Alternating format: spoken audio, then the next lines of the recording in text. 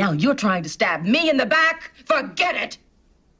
I fought worse monsters than you for years in Hollywood. I know how to win the hard way.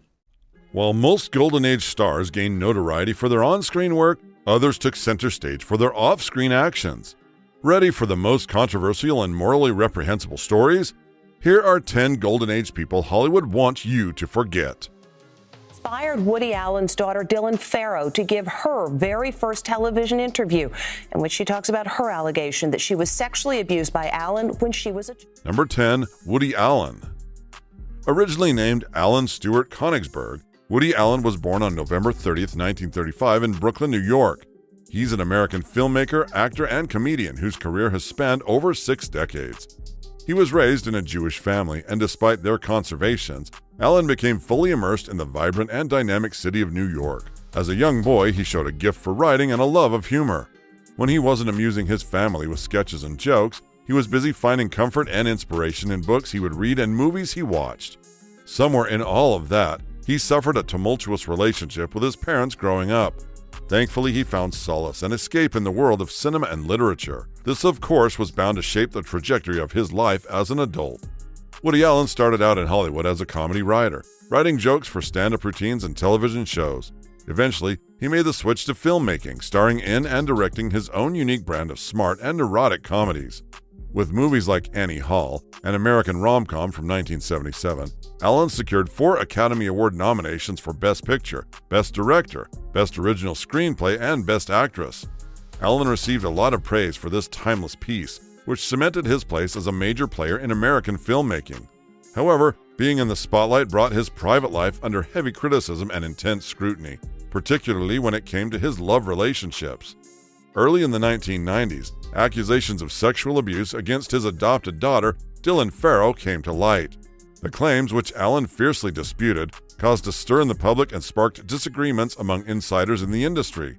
When the allegations were made against him, he was in a 12-year relationship with his wife, Mia Farrow, with whom he shared 3 children. Only one of them was biological, while the other 2 were adopted.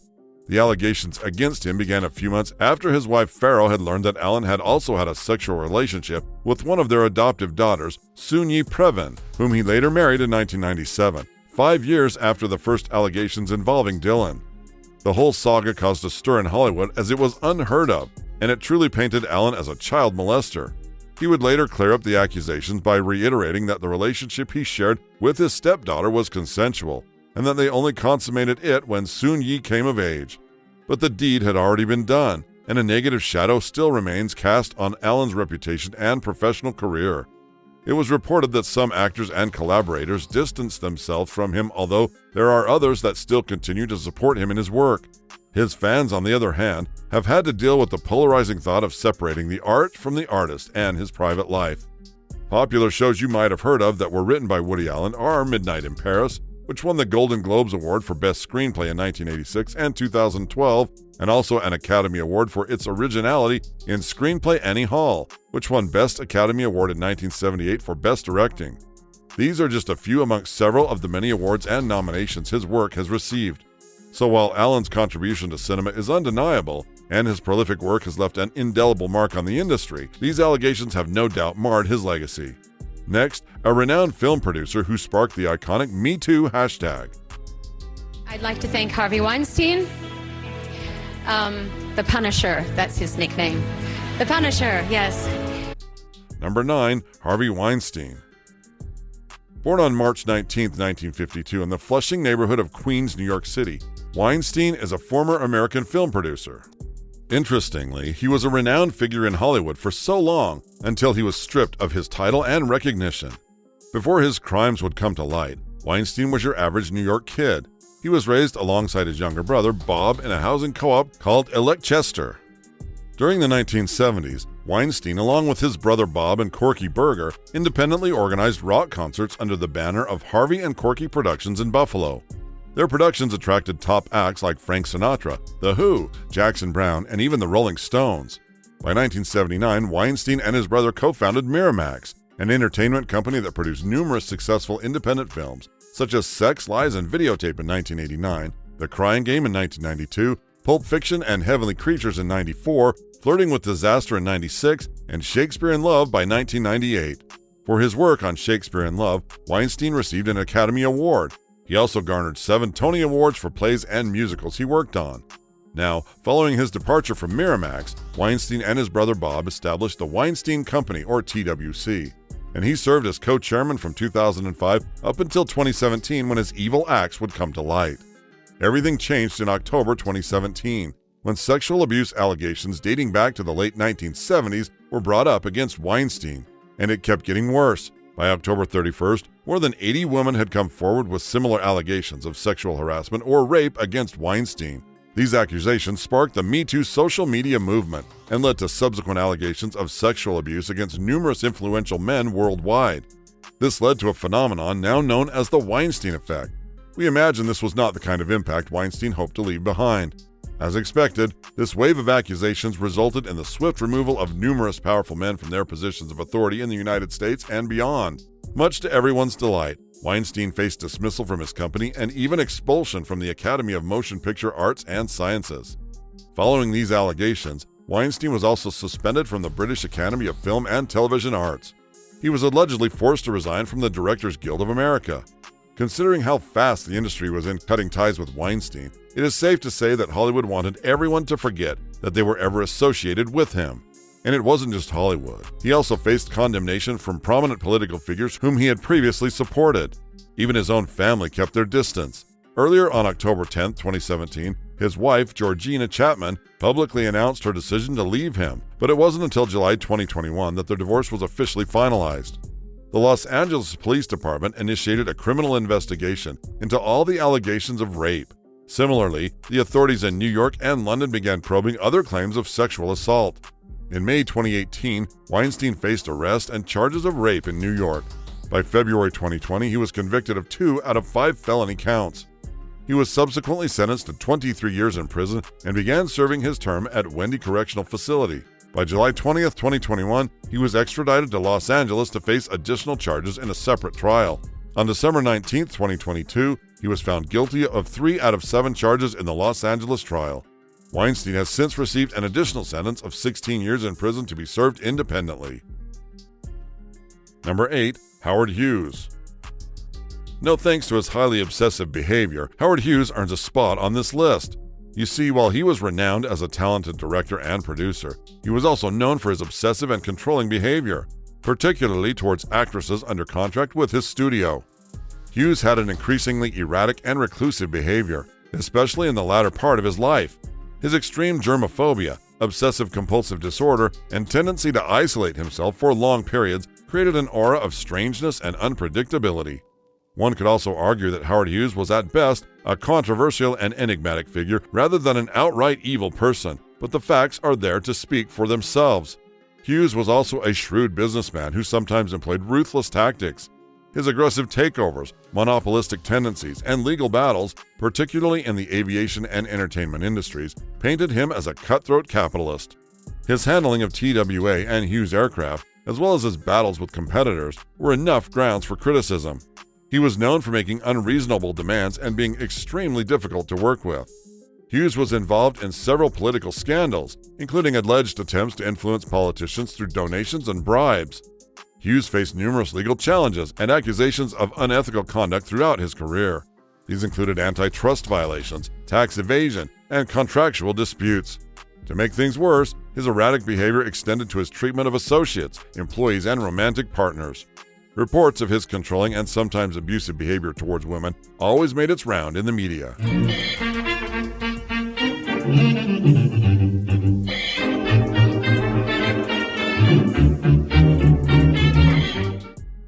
Number 7. The Case of Fatty Arbuckle. Born Roscoe Conkling Arbuckle, Fatty Arbuckle was a popular American silent film actor, screenwriter, and director. He wasn't just one of the most popular silent stars of the 1910s, he was also one of the highest paid actors. We mean signing a contract with Paramount Pictures for $1 million a year in 1920 was quite the feat. He was just that popular and influential. Well, that was until he got himself involved in an infamous and highly publicized murder trial. The scandal could be traced back to Labor Day in 1921. There was a lavish party teeming with distinguished guests, alcohol, and music. Yet the festivities took a grim turn just hours into the evening. On that fateful day, he found himself in the company of the talented actress Virginia Rape. By his own account, Virginia had already been complaining of fatigue and how she needed to rest. Fatty would also recount how he escorted her upstairs to a hotel room to rest and recover. No one knows for sure what happened next, but several hours later, a piercing scream echoed through the air. This, of course, prompted bystanders to rush to the room. When they did, they found Virginia lying motionless on the floor. Chaos ensued as speculation swirled that Fatty had made unwanted advances towards her. The rumor was that she had resisted these advances and by so doing had sealed her fate. Virginia's final words were reportedly, "He did this to me," and as you can imagine, it only fueled the flames of the rumors. However, Fatty maintains he was in the bathroom at the time of the incident. Sensationalist newspapers published lurid and often exaggerated accounts of the events. These certainly portrayed Arbuckle in the worst possible light. His account did not matter, though, as the case was propelled to trial. Despite the absence of signs of physical coercion and the fact that she was fully clothed when discovered, 3 lengthy trials ensued. The first 2 ended in hung juries, and the third resulted in a full acquittal. Despite the acquittal, the lengthy and highly publicized nature of the trials had already tarnished his reputation beyond repair. The jury in the third trial even issued a formal apology to Arbuckle, but the damage to his career and public image was irreversible. Following the scandal, Arbuckle was banned from working in the film industry by Will Hayes, head of the newly formed Motion Pictures Producers and Distributors of America. Although the ban was lifted a year later, Arbuckle struggled to revive his career as the stigma and blacklisting persisted. He may not have been guilty, but Hollywood had certainly passed its judgment and wanted nothing to do with him. Sadly, this has led to the lasting negative perception of him as evil in the eyes of many. Be satisfied with this arrangement. So don't force any issues unless you want to cause plenty of trouble. Number 6. Joan Crawford. From her off-screen behavior to the allegations from her children, there is no way Joan Crawford wouldn't make this list. Even the portrayal of her in popular media is not as innocent as one would have hoped. Joan Crawford's career in Hollywood spanned nearly 5 decades. In that time, she certainly made a name for herself as one of the most iconic actresses of her time. Joan Crawford began her career in the 1920s, quickly rising to fame as a flapper in silent films. Unlike many silent film stars, Crawford successfully transitioned to sound films. Her first talkie, titled Untamed, showcased her ability to adapt and continue her rise in the new era of cinema. Throughout the 1930s, Crawford became one of MGM's biggest stars, appearing in successful films like Grand Hotel, Sadie McKee, and The Women. Crawford continued to take on diverse and challenging film roles. Towards the end of her career, Crawford appeared in various television shows, including guest spots on popular series like The Twilight Zone and The Virginian, demonstrating her adaptability to different media formats. Her contributions to cinema were recognized with several Lifetime Achievement Awards. In 1970, she particularly received a special Golden Globe Award that honored her enduring impact on the film industry. So while her career was marked by her ability to reinvent herself, adapting to changing times, and consistently delivering memorable performances across a wide range of genres, another aspect of her legacy is about how wicked she was in real life. One defining aspect is the 1978 memoir Mommy Dearest, written by her adopted daughter, Christina Crawford. The book describes Joan Crawford as an abusive, controlling, and emotionally unstable mother. The subsequent film adaptation in 1981 further solidified this negative image. Faye Dunaway's intense portrayal of Crawford as a domineering and cruel figure also drove home the point. Aside from the child abuse, Joan Crawford had well-documented feuds with other Hollywood stars, most notably of all being the long-standing feud with Bette Davis. Their rivalry was even famously depicted in the TV series titled Feud, Betty and Joan. Stories of their mutual animosity, along with accounts of Crawford's ambitious and often ruthless behavior to secure roles and maintain her career, have contributed to her evil persona. Crawford was also known for her demanding and perfectionist attitude on set. Reports of her clashing with directors and co-stars, coupled with a reputation for being difficult to work with, painted her as a tough and sometimes tyrannical figure. Her personal life, multiple marriages, and rumored affairs also added to the view of her as a complex and often unlikable figure. Over time, various biographies, documentaries, and dramatizations have emphasized the more controversial aspects of Crawford's life and personality. But do you think these sensational and scandalous aspects could ever overshadow her professional achievements and contributions to cinema? For the first time ever, the woman raped by Roman Palansky when she was 13 has just appeared in court. Yeah, she was asking an LA judge to drop the case against the fugitive director. Number 5. Roman Palansky. Born on August 18, 1933, Robert Palansky is a French-Polish director and actor. Originally born in Paris to Polish-Jewish parents in 1933, his parents moved away from France, relocating their film to Krakow, Poland, Central Europe. When Nazi Germany attacked the city 2 years later and World War II was ushered in, the family found themselves imprisoned in the Krakow ghetto, a settlement just outside their province. Robert's parents, who were Jewish, were taken prisoner during the raids. As a result, he had to hide his heritage under a false identity in order to escape the Holocaust. From that point, he was raised in foster care. As a lone survivor, Robert spent an isolating youth being transferred from foster home to foster home until learning that his father had also survived the Holocaust. It must have been a joyous moment when the two reunited in Poland. By 1950, he began training in acting. That same year, he made his feature debut, which was largely about his life and survival during the Holocaust. His career in Hollywood began with short films, and soon after he moved to France, he produced and directed several films and gradually acquired notoriety in Hollywood. The stage of Hollywood had witnessed him receive multiple awards, including 2 Academy Awards, 10 César Awards, 2 Golden Globes, and a British Academy Film Award. You can catch a glimpse of his innovative writing and directing roles in films like Rosemary's Baby in 1968, Chinatown in 1974, The Pianist in 2003, and Oliver Twist in 2005. As you can imagine, all of this pointed to an outstanding career that was only going to get bigger. Yet somewhere in all of that, he did some things that would lead to a rapid decline in his career. On March 11, 1977, Robert was taken into custody. This was just 3 years after he made Chinatown, and it was for the alleged sexual assault of Samantha Gailey, a 13-year-old girl. The young girl had reportedly participated in a Vogue photo shoot as a model for him. Numerous Hollywood executives flocked to his aid after he was charged with 6 counts of criminal behavior, including rape. In Samantha's testimony, the young girl recounted how the scenario played out. She remembered that he requested her to lie down on a bed. She started to feel uneasy and talked about how she tried to fight against it. In her own words, "We were alone, and I didn't know what else would happen if I made a scene.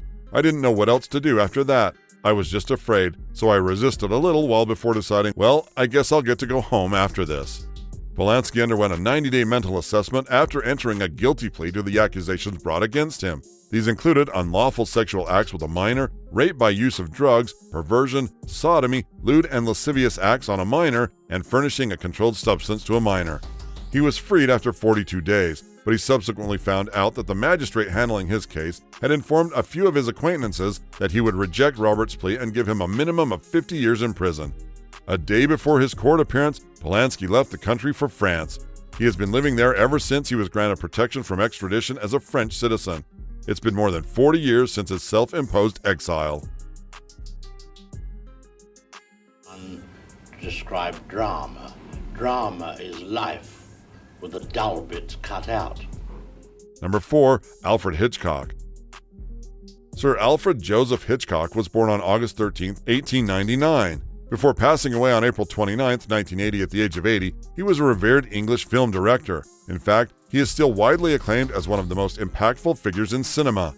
Over his illustrious 6-decade career, he helmed more than 50 feature films, many of them remaining enduring classics.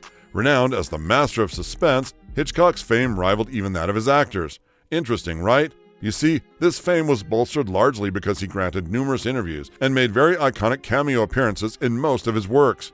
Throughout his career, Hitchcock gained a reputation for grappling with Hollywood censors and frequently challenging the constraints imposed by the Hays Code that govern the contents of films. He was constantly devising new strategies to circumvent these regulations. Can you already see how this showcased his inventive approach to filmmaking? However, Hitchcock's portrayal of women in his films has drawn scrutiny. Let us consider iconic scenes like Tippi Hedren's harrowing encounters with gulls and ravens in The Birds, and Janet Leigh's chilling shower scene in Psycho. With scenes like this, questions were constantly raised as to what the director's attitudes and motivations toward his female characters were. Speculation abounds that Hitchcock's films served as conduits for his personal desires and fixations, particularly concerning women. Tippi Hedren's revelations in her 2016 memoir have since fueled this perception. She alleged sexual assault and other misconduct during the production of films like The Birds and Marnie. By detailing instances of harassment and retribution from Hitchcock following her rebuffs, she shed light on the darker aspects of their professional relationship. Despite her commendable performance under Hitchcock's meticulous guidance, Hedren reportedly endured genuine trauma during the filming of The Birds, particularly in the infamous attic scene. Assured that only mechanical birds would be used, she found herself confronting live birds when it was time for filming. This not only heightened her distress, but also highlighted the complexities of her collaboration with Hitchcock. She described the grueling experience of having birds hurled at her head as brutal, ugly, and relentless. Crew members, including Hitchcock, expressed remorse over the ordeal. Hedren particularly noted Hitchcock's difficulty in facing the situation, as he secluded himself in his office until the shooting was imminent due to his discomfort. However, she later understood that Hitchcock's actions were driven by a desire to exert further control over her. She recounts instances where he shared inappropriate jokes and stories, attempted to kiss her forcefully in a limousine or office. He also invaded her personal space throughout the production. All these actions she found intolerable. Critics of Hedren's account argue Hitchcock revered women and prided himself on gentlemanly conduct. However, she had no reason to lie or make anything up. If you made it this far, do hit the subscribe button and turn on the notification bell so you don't miss any updates from us. Number 3. Harry Cohn. Co-founder and longtime president of Columbia Pictures, Harry Cohn is one man who found great success in Hollywood while working behind the scenes. You could say this success story began in 1924, when he and his brothers Jack Cohn and Joe Brandt co-founded Columbia Pictures. Under his leadership, the studio transformed from a minor player into one of Hollywood's major studios. Cohn was also instrumental in promoting and developing talent like renowned film director Frank Capra, as well as actors like Rita Hayworth, Kim Novak, and William Holden. Cohn's keen eye for talent and film production resulted in numerous classic films like Mr. Smith Goes to Washington in 1939 and From Here to Eternity in 1953, which won 8 Oscars, including Best Picture. Cohn's influence in Hollywood spanned over 3 decades, from the silent film era through the golden age of Hollywood.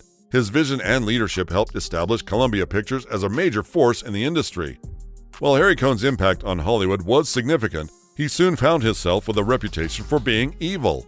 First thing people hated was his brutal management style. Cohn was known for his ruthlessness and tyrannical leadership.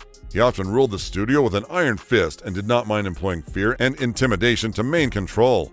His harsh treatment of employees and talent alike earned him many enemies in Hollywood. Cohn also had a notoriously bad temper and was known for his explosive outbursts.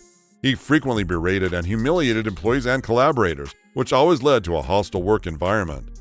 Cohn was infamous for his manipulative and controlling tactics. From spying on employees to coercing talent into unfavorable contracts, Cohn did not mind using underhanded methods to get what he wanted. His willingness to exploit others for his own gain is nothing short of villainous. Many actors, directors, and writers had negative experiences working with Cohn. He was known to meddle in creative processes, impose stringent demands, and punish those who defied him.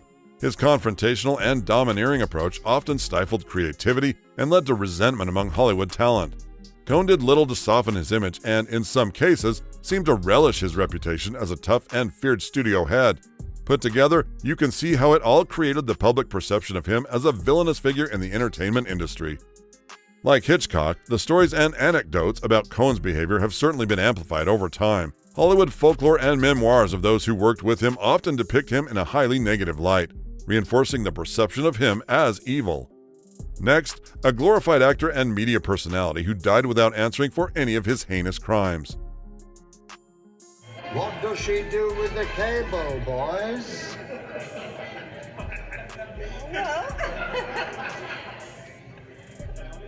Number 2. Jimmy Saville. Born in October of 1926, Jimmy Saville was one man who had it all. He lived a seemingly clean and fulfilled life until he passed away on October 29, 2011, at the age of 84. He was a renowned English media personality, actor, and DJ. Many people grew up watching him host popular BBC shows, such as Top of the Pops and Jim'll Fix It. As an actor, he showcased his talent in productions like Fairy Cross the Mercy in 1964, Go-Go Mania in 1965, and When Louis Met Jimmy in 2000. Throughout his lifetime, Saville was a prominent figure in the United Kingdom. From his quirky persona to his extensive charitable endeavors, you could almost say he was known and loved by all. He actively fundraised for various charities and hospitals, Some of the notable beneficiaries of his philanthropy include Stoke Maudeville Hospital in Aylesbury, Leeds General Infirmary, and Broadmoor Hospital in Berkshire. His philanthropic efforts have earned him a knighthood in the year 1990. He truly was a celebrated man, but revelations following his death in 2011 would paint a starkly different picture. You see, numerous allegations of sexual abuse surfaced shortly after his death, and yes, there was public outcry and widespread scrutiny. The whole saga blew up in October 2012 when an ITV documentary delved into the allegations. This documentary went on to trigger a wave of media attention, an influx of witness statements, and more abuse claims. Scotland Yard initiated Operation U-Tree, a criminal investigation to probe the accusations of all child sex abuse implicating Saville. The investigation led the police to determine that he was in fact a predatory sex offender and his sinister activities spanned 6 decades. The investigation also ranks him among Britain's most prolific sex offenders. Authorities pursued over 400 lines of inquiry across 14 police forces. It was determined that he abused 450 people. As if you couldn't get more vile, you'll also learn that 328 of them were minors. In June 2014, inquiries into Saville's actions at 28 NHS hospitals, including Leeds General Infirmary and Broadmoor Psychiatric Hospital, revealed that he had sexually assaulted individuals aged between 5 and 75 over many years. All those philanthropic acts were now just a show, a facade to hide his true nature and also make his evil desires a whole lot easier to assess. As one would hope, most of the honors bestowed upon Saville during his career were posthumously revoked. Even his television appearances, such as episodes of Top of the Pops that he hosted, are no longer aired. But wouldn't you say that over 400 victims are wild? How could this have gone undetected for so long? The truth is that there were allegations during his lifetime. It is just sad that they were always dismissed immediately. All accusers who stepped forward were ignored and disbelieved. 2 police investigations considered reports about Saville during his lifetime. The earliest known beginning in 1958, but none led to charges. Sporadic allegations of child abuse were made against him later in 1963, but these only gained widespread attention after his death. To make things even more infuriating, his 1974 autobiography, As It Happens, which was reprinted as Love is an Uphill Thing in 1976, actually contained some admissions of improper sexual conduct. Again, this went unnoticed during his lifetime. It's sad how a monster was literally hiding in plain sight and never got to answer for his crimes. Number 1. Louis B. Mayer. Yes, Louis B. Mayer, the co-founder of MGM Studios, was no doubt one of the most powerful figures in Hollywood during its golden age. But his management style, personal behavior, and business practices were just a few reasons that earned him a reputation of being evil. Known for his authoritarian and controlling management style, he was said to run MGM with an iron fist. He demanded loyalty and absolute control over his stars and staff. His tendency to micromanage and his ruthless enforcement of studio policies contributed to a fearsome reputation. Mayer was also notorious for his use of ironclad contracts that tightly bound actors to MGM. These contracts often included moral clauses and restrictive conditions that limited the personal and professional freedoms of the actors. Mayer also played a significant role in the creation and exploitation of the Hollywood star system. He would build up young stars, but he was known to tear them down if they didn't conform to his expectations or if they fell out of favor. Mayer was known to hold grudges and take personal vendettas against those who crossed him. He could be vindictive towards actors, directors, and writers who challenged his authority. One of the most infamous examples of Mayer's harsh treatment is his relationship with Judy Garland. Mayer was accused of contributing to Garland's emotional and physical problems by subjecting her to intense work schedules, weight control measures, and emotional manipulation from a young age. Familiar with any other faces of evil in Hollywood? Do let us know your thoughts in the comments. If you enjoyed this video, don't forget to hit the like button. You also can't miss the next video on your screen.